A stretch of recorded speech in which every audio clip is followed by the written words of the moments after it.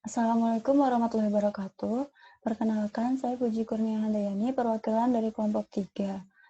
Dengan anggota lainnya terdiri dari Waratul Aini, Alfitari Corneli Grandis Narumi, Pelangi Maya Sukma Pertiwi, dan Rahmat Sakinah. Adapun judul dari paper yang kami diskusikan yaitu mengenai faktor-faktor yang berhubungan dengan kepatuhan dalam pengelolaan diet pada pasien rawat jalan diabetes mellitus tipe 2 di Kota Semarang, yang mana studi kasusnya dilakukan di Puskesmas Logosari Wetan, Kota Semarang. Nah, jenis penelitian yang dilakukan pada paper ini yaitu jenis penelitian kuantitatif. Kenapa kami menyebutnya penelitian kuantitatif? Karena pada penelitian ini terdapat angka-angka yang merupakan data dari penelitian yang kemudian disajikan dalam bentuk tabel.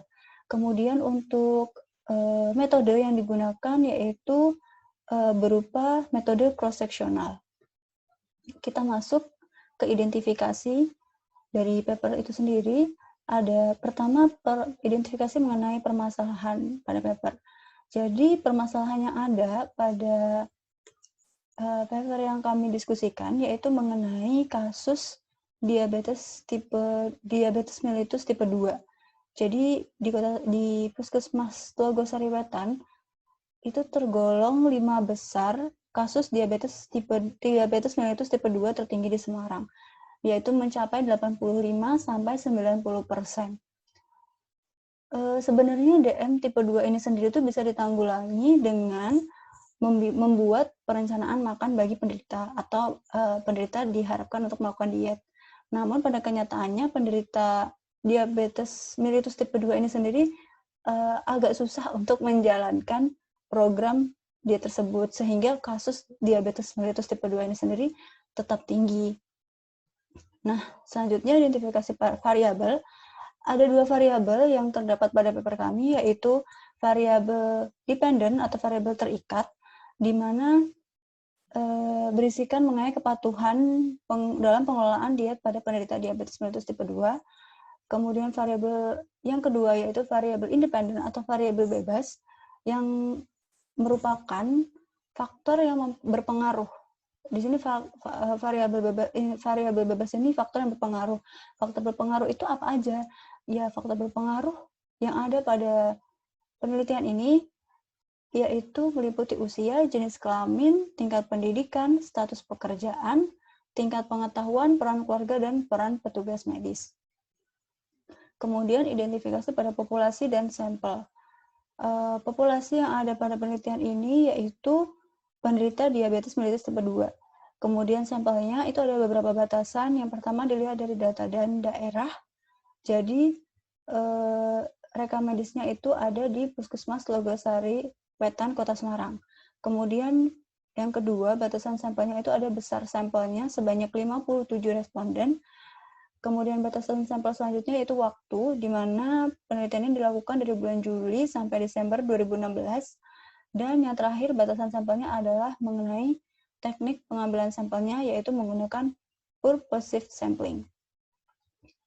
Kita masuk ke karakteristik responden. Jadi, berdasarkan variabel itu dibagi menjadi 2, yaitu berdasarkan umur dan berdasarkan jenis kelamin. Berdasarkan umur itu dilihat dari responden dewasa dan lansia. Responden dewasa sendiri ada 43 responden dan lansia ada 14 responden. Kemudian variabel jenis kelamin itu ada 2 variabelnya, yaitu perempuan dan laki-laki. Untuk perempuan sendiri ada 41 penderita dan laki-laki sendiri ada 16 penderita. Kemudian kita masuk ke jenis instrumen.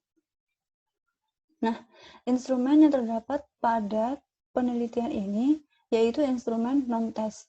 Jadi yang digunakan yaitu dengan mengisi kuesioner yang telah disediakan. Nanti setelah kuesioner itu dikumpulkan, kemudian dianalisis menggunakan analisis univariat dan bivariat. Nah, khusus analisis bivariat nanti digunakan uji chi-square.